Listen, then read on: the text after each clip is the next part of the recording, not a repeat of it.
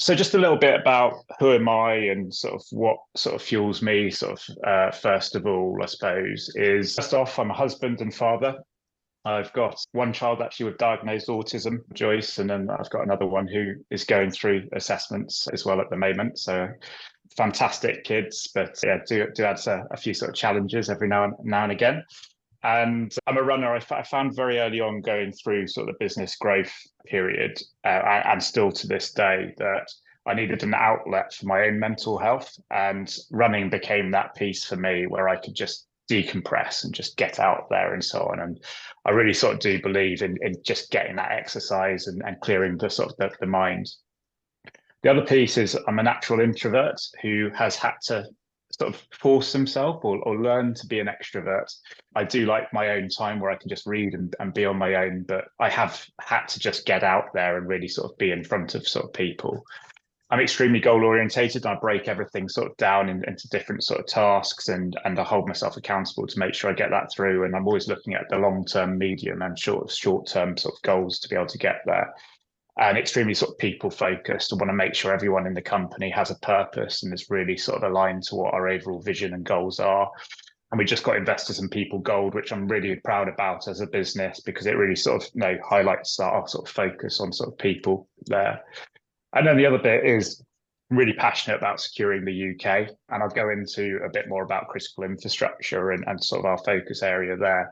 But I really want to make the UK the safest place for people to have a business, for people to bring up their families, and it's getting more and more dangerous out there. But yeah, sort of going back to, I suppose, the beginning and why I sort of started sort of Bridewell was that, for me, the security market at the time was broken. I was going into meetings and people were just talking rubbish, to be honest with you. They were lying to customers. They felt as though they could just put as many people onto projects as they could because a lot of the customers were uninformed around cybersecurity and what it meant for their business, and they were being scared. And there's this whole thing around fear, uncertainty, and sort of doubt that was being chucked at people. So when I started Bridewell back in 2013 now, some of the things that were sort of through my head, which I thought would be sort of great, I thought every day would be fun. You're your own boss. It'd be, really sort of interesting. Everyone out there needs cybersecurity. The market's huge. It's just such a great market to go after. I had a large network. So prior to starting Bridewell, I had worked as a recruitment consultant for a cybersecurity business. And then prior to that, I'd worked as a consultant within cybersecurity. So I've worked in cybersecurity as a consultant and a recruiter for over sort of 20 years. I think it's about 25 years now. So I've had a huge network across the sort of the UK. One thing I thought naturally is that everyone would be really supportive about building a business and would be championing you, and it would be a sort of a fantastic area to be. And I say that master of the own destiny, and that it would just be a great success. That was the way I sort of went into it, the mindset and so on. But what I found quite quickly was that when you start speaking to companies, and actually this was very much when I started off focusing back in the BNI days when I was speaking to a lot of sort of small and medium-sized businesses, security was not everyone's priority. We were seen as a risk when I was still dealing with bigger businesses. Procurement would be like, have you got 3 years of accounts? What's your trading history? What other organizations like us have you worked with? So they're just blockers being chucked at us all of the time. I was having to be marketing, sales, finance, delivery. I was having to be multiple hats, and then I had to learn these things. I had to do courses in finance. I had to learn how to do the sales. I had to learn how to project manage. And being a small business owner back then, you're having to do all of this, and I'm sure you were all very aware of that. Another piece was a plan was not enough, and this again comes back to what Pete was saying, was like getting a coach on board or somebody who could hold me to account or someone to bounce ideas off in those early days was essential for me to be able to take things to the next level. Resilience was another piece. Huge ups and downs. Like nothing will ever be linear. You'd be like winning a big contract or something and you'd be celebrating, and then you'd be down the next day because you lose a client or someone has an attack that you haven't been able to deal with. And you just, over time, have learned to just stay pretty steady. Like probably actually too far the other way. I end up maybe not celebrating our wins enough because I've just tried to keep a level head through everything. So you're not getting this huge up, down, up, down, up, down the whole time, because it's exhausting when you're sort of just going through that the whole time. The other bit was work-life balance. Everyone talks about work-life balance, and I haven't got this bit right. I'm a huge workaholic. I actually love working, and it's one of the things from when I was a teenager all the way through to now. I get and enjoy working, and even on holiday, I love work. And building a business, I think you do have to have that passion for what you're doing and not think of anything as a chore, and you just got to enjoy it day to day. But I do try and carve out more time with the sort of family and so on now. But for the people that I sort of see that say you can build a business on like a few hours a week or whatever it is and step back and so on, I don't see it. And I think you do have to really plow into the business to sort of make it a success. But that may not be always a popular sort of view with things. So those are sort of some of the sort of concepts. So sort of taking some of those challenges and sort of what we saw, I started to focus on various areas. So the first bit was building trust. So with the organizations we want to work with, how do we build trust? Cybersecurity is a massive trust area where they're not going to give you access to their systems, their data, and so on unless they trust you. So we really focused on building relationships with the UK's National Cybersecurity Centre, building out accreditations, building out badges, so that we could really demonstrate to the clients that we knew what we talked about. We were then really working with the clients that we worked with to make sure they were recommending us and referring us to other sort of organizations as well. I networked like hell. I went to every security conference that I could go to. I went to every local networking piece that I could go to. People had to know you, find out what you're about. And for someone who was an introvert and didn't like speaking in front of groups of people, and Pete's seen me do this before, I'm fucking shaking like this to like half the time. I'm not good at sort of getting in front of big crowds of people. But you go outside your comfort zone, you learn to do the things that you need to do to build a business. And now I probably speak in front of groups a couple of times a month. I still don't enjoy it, still don't like it, but I know it's a sort of a necessity of what I need to do every single sort of month to keep the business going forward. Even when I'm sort of standing in front of our own company, when you've got 300 people, that's sort of quite daunting when you look around the room. But it's just trying to get the message, make sure everyone's got that shared vision, shared goal, understand what we're doing on a sort of a day-to-day basis as well. Development, always focusing. I'm always reading, always learning. Security is an area that doesn't stand still. So we invest hugely in our own teams, but I also invest hugely in my own growth and development. I focus a lot these days on business and growth. We took private equity investment 3 years ago. So I've learned a lot about private equity and investing and so on, and how to best use that sort of ecosystem. Really have goals that are short, medium and long, and that you're breaking them down so you know what you want to be doing every single sort of quarter, month, week, and you can sort of hold yourself sort of accountable to it. Really focus on the hiring, like getting the people in and making sure you've got the team around you who you really love, trust, and can take through. And then the other side of that I found, and I learned really quickly, was the other side of it, which was if someone wasn't right in the business or someone didn't align with the values, fire really fast. Don't let them be in the business. We had times early on where we held people in the business for too long. They weren't aligning with the values. They were belittling people or showing people up. And we're all about the team. We're all about this focus, all about this goal. And one bad egg in there could really sort of damage that whole thing. So we really wanted to gel and bring it together. We listened to our customers. So when I first started, we were focused mainly around advisory and consulting around cybersecurity into organizations. And then as we grew, because we had access to all of their systems, they really wanted us to move into areas like security testing, penetration testing, monitoring their networks, doing incident response. So we grew our service portfolio because that's what the customers wanted. And similarly, with moving into the US, we had global organizations who wanted us to work with them internationally. So we grew as a business with the customers, with that demand of the customers sort of going forward.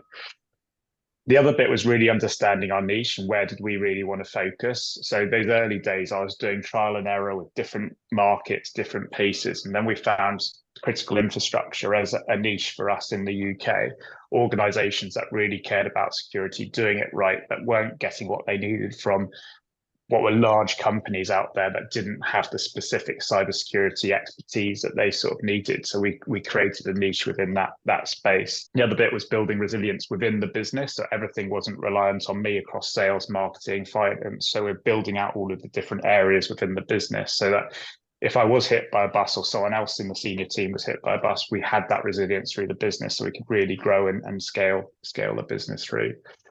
So those were the sort of focus areas. And then sort of fasting forward into where we are sort of today, we are one of the leading sort of companies in the UK, and for critical infrastructure, we are probably the leading cybersecurity business in the UK.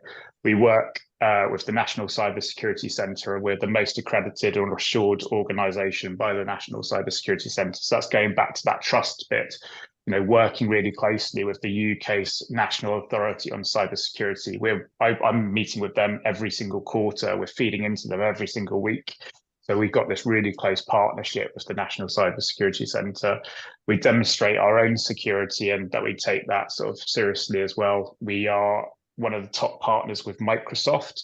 So Microsoft bring us into their organizations that they're working with to make sure that security is intertwined with the Microsoft products that they're utilizing in that base. We've won numerous awards for the growth of the business, for the security projects that we've done. We're leading in the Thames Valley as one of the fastest growing organizations, as Peter said. We're also really focusing on what we can do in terms of the environment and within schools and within colleges. So we go in and give lessons to students at schools and colleges all about cybersecurity and do capture the flags and so on to get them interested in that as a sort of a career. So that's sort of the growth journey to date and how we got there. And then in terms of the sort of the verticals that we sort of focus on and the niches, it's all around critical infrastructure. So it's like, what happens if people can't get the food, and how does that impact people's families and friends? What happens if the energy supply in the UK is cut off? Or, if people can't withdraw cash or pay for things? What happens if someone's poisoning the water supply? So, or, the communications in the UK go down, or health systems get shut down. These are the areas that we focus on across the UK, and we're dealing with nation state attacks from sort of Russia and Iran and sort of China on a day-to-day basis. So we have to be on our A game every single day. And we take it really sort of seriously in terms of what we're sort of focusing on. Now, so just sort of briefly in the last sort of couple of minutes, I just sort of wanted to give some sort of tips more for sort of smaller businesses, because it's stressful, right? You can't do everything at the same time. You have to, before, like I've been through it, you're dealing with your sales, you're dealing with your payroll, you're dealing with tax, you're dealing with delivery. You've got a digital ecosystem that's covering your laptops, your printers, your phones. You've got a CRM system, potentially you've got a finance system, you've got to do with email, potentially CCTV. All of these areas are areas where you could potentially be attacked from. So you need to be starting to think about, what digital assets do I have? And then it's around, what can you do to start to secure those? And you don't need to go into putting in place a whole framework around cybersecurity and so on. You don't have to be doing what some of these larger organizations, but it's about getting the very beginning basics right. So the first piece is around sort of access control. And what I find most small businesses, when you get your laptop or you get your computer at home, you start it up, the first account that you create on that computer is what's called an admin account. It lets you do everything on that computer. The best thing that you can start to do when you're setting up that computer for the first time is creating a non-admin account. So you can go in when you're setting up the computer and you can create another user account. And that should be the account you use every day when you log in to the computer and when you're doing your work. It's a standard user account. Reason for that is if you get sent a phishing email or you click on a bad link and you're using a standard account rather than an admin account, it will stop that program running in the background without you putting in another passcode or another password. So therefore, those things where you can just sometimes just end up clicking on a link, it's your DPD parcels waiting for you or whatever it is outside, you're just stopping, you're just putting a break in that connection at that point. So it's a very simple thing that you could just do to help reduce that sort of risk. The other piece, and most people hopefully have got this by now, but I just want to reiterate, is set up on all of your sort of email accounts, anything that's on cloud, anything that's Gmail or anything else like that, put on multi-factor authentication. So make sure it's sort of sending you a text, or you're using an authentication app or something along those sort of lines. Because otherwise, if you've had a great password and it's on another site and that site gets breached, what the hackers will do, they will try that email address and they'll try that password across everything. They'll just create a script and they'll put it across all of the main things like Facebook, LinkedIn, Gmail, all of these areas. And they can do it in seconds. And they're just trying that username, that email, that password. If you've got multi-factor, you'll just get at least a notification say someone's trying to get into your account. So just set multi-factor. All cloud things have it now. The other bit is just understanding who's using your systems. Make sure you're using different usernames and passwords for all of the people within your organization. Don't just share the same passwords or the same users and so on. Know who's connecting in. The other bit is do use different passwords. There's password managers out there like LastPass, KeyPass, all of these things, which can put lots of different passwords in. And you can just have random generated passwords for different sites. It comes back to that spray and pray approach that hackers use to get passwords across different things. I live with a password manager. I couldn't imagine not having one. I think I've got thousands of usernames and passwords in there, and it just means I can move around. It automatically fills it in for me. I've got to speed up. Just secure configuration. Just in terms of your systems, think of it a bit like a house with doors and windows. You want to make sure you're locking those windows, locking those doors. That's what firewalls do. They're stopping things coming in unless you're allowing them sort of into the business. A lot of your systems like routers and so on will have default passwords. Everyone knows what those default passwords are. So make sure you're sort of changing those passwords when you get a system, a new router, a new Wi-Fi piece, just change those passwords. Again, just in the background on your system, disable auto run is another area that you can do just stop things running and malware running in the background. And then make sure it's encrypted. Most laptops and things have encryption or have a way of switching that on. But again, if someone steals your laptop, your phone, or anything else like that, you don't want them to be able to access that hard drive with that data on there. And then just a few other areas like malware protection, system updates, backups. If people want to hack into systems or go there, they're scanning the internet for people who haven't updated their systems. If a system's not up to date, it will have vulnerabilities. Those vulnerabilities are known. Why you get Patch Tuesday and so on from Microsoft. There's literally a list of what all the vulnerabilities are across the Microsoft systems. So hackers, as soon as they're announced, they'll be trying to get through, use those weaknesses to try and get into those systems. Number one, or another big one is backups. Ransomware is prevalent. The amount of companies we've worked with where they haven't had a backup, they've been hit with ransomware, and either their business is about to go under or they have to start again from scratch. So just have that backup in place. I've tried to overrun a little bit there, Peter, but no, you're absolutely fine. It's fascinating. Carry on at your own pace. We've got. No, I mean, I know you sort of said then there would be sort of a question or something, but I just did want to just sort of put this question. This is the last sort of slide of thinking of your business. What could kill it from a cybersecurity perspective? Could it be no access to your email? Could it be a website taken over, defaced, or not being able to access it? No access to your data if you can't access that data on a database, or if the data you've got is published on the internet with all of your users and customers in there. Could it be losing money if someone hacked into your bank account or did a fake invoice or got one of your customers to pay into their account instead of your account? Could you survive that financial hit?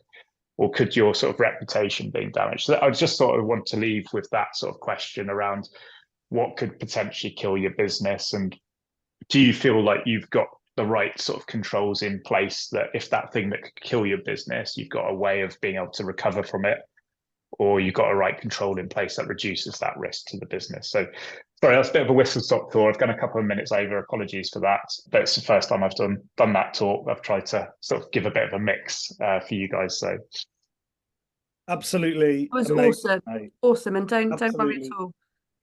Absolutely amazing. So that question, what could kill your business, we're going to go into the final breakout room and discuss. So there'll be groups of 4 or 5, and people will discuss that in the breakout room, which I think Laura probably will have ready. And then what we'll do, Anthony, is if there are questions, we'll go to them at 9 o'clock if that's okay. And, you know, just spend 15 minutes or so after the 9 o'clock deadline. Some people will have to drop away. But ladies and gents, round of applause, eh? What a journey. Absolutely brilliant. Really, really, really insightful, mate. Thank you so, so much. Laura, how long have we got on the clock, my love? 9 minutes. 9 minutes. Perfect. Yeah. So we're going to go into breakout rooms. If you are one of the older members of the community in terms of your longevity around the community, please make sure you look after the newer members of the tribe and give them an opportunity to speak up. Laura, open the rooms.